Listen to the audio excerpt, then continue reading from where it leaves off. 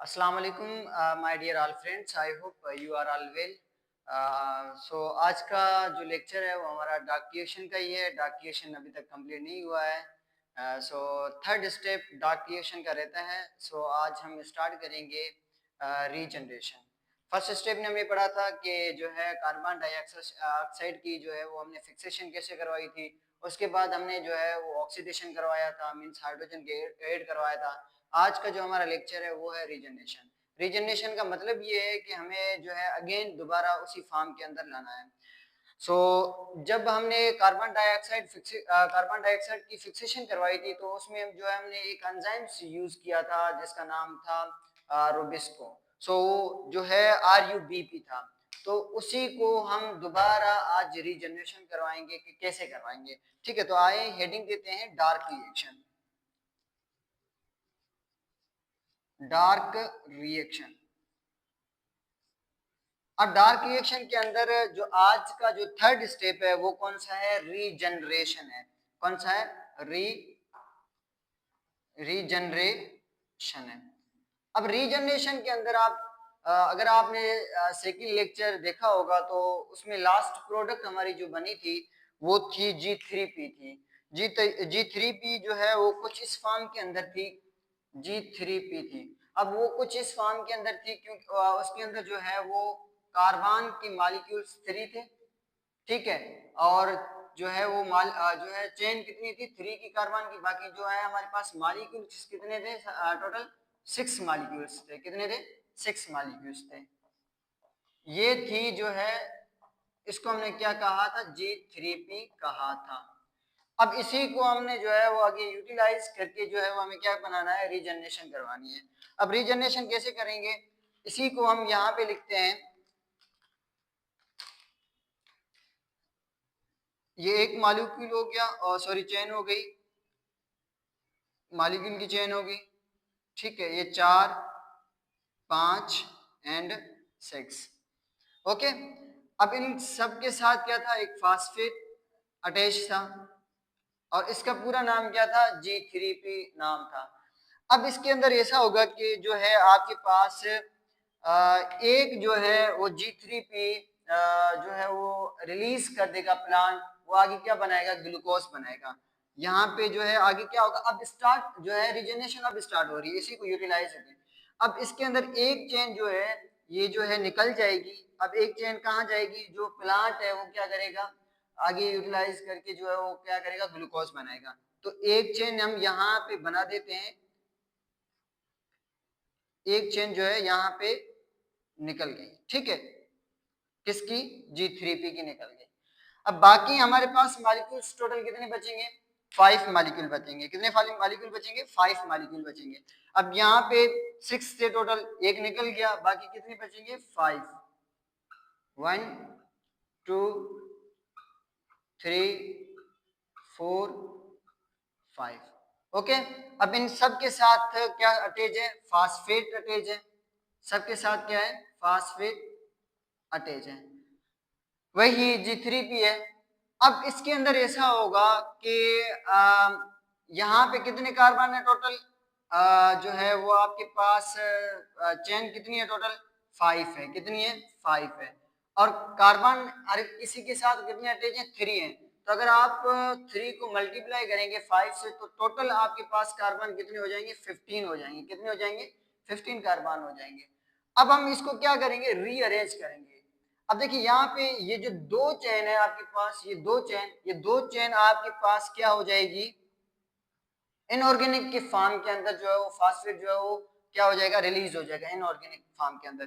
तो आपके पास 2P जो है ये निकल गया। बाकी आप ये 2P जो है निकल गया। बाकी कितनी चेन बन गई? एक बच गई, 1 2 3। अब ये 3 जो है कार्बन वाली चेन 5 मॉलिक्यूल के साथ जो है वो हमने रीअरेंज करवाया। तो हमारे पास टोटल कार्बन कितने हो गए? 15 कार्बन हो गए। अब हम रीअरेंज करवाएंगे। रीअरेंज कैसे करवाएंगे? अब रीअरेंज कुछ इस हिसाब से कराएंगे कि जो है आपके पास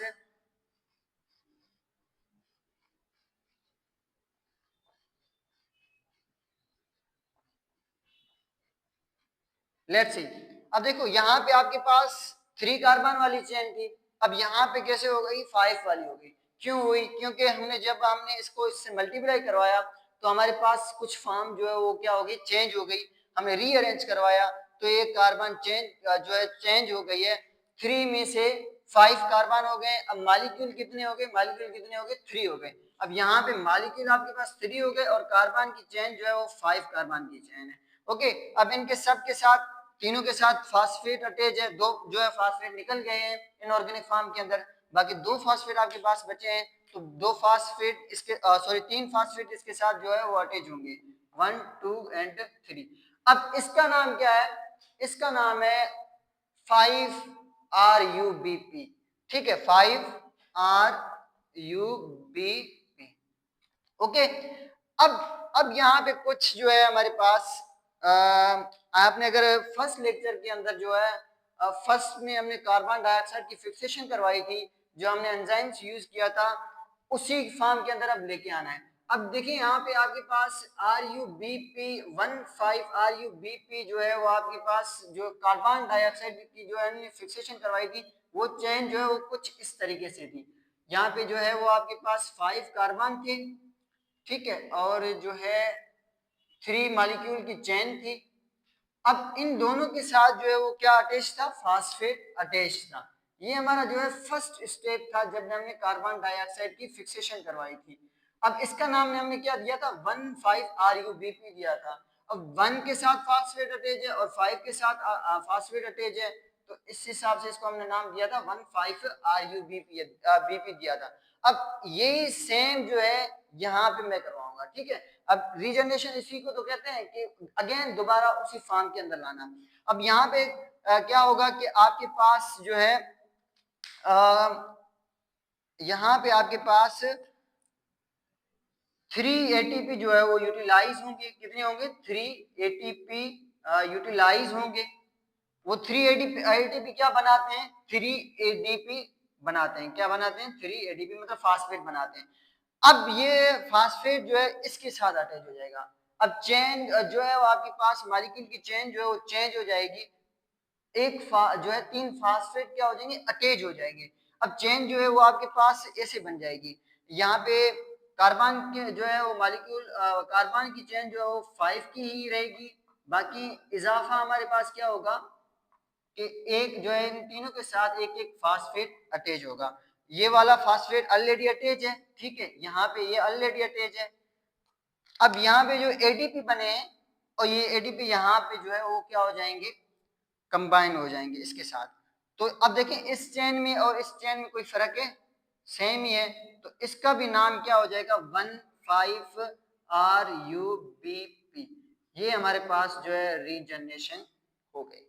ओके, अब इसी को हम क्या कहते हैं? रीजनरेशन कहते हैं। अब देखिए राग रिएक्शन के अंदर टोटल स्टेप्स कितने थे? 3 स्टेप्स थे, ठीक है। अब 3 स्टेप थे।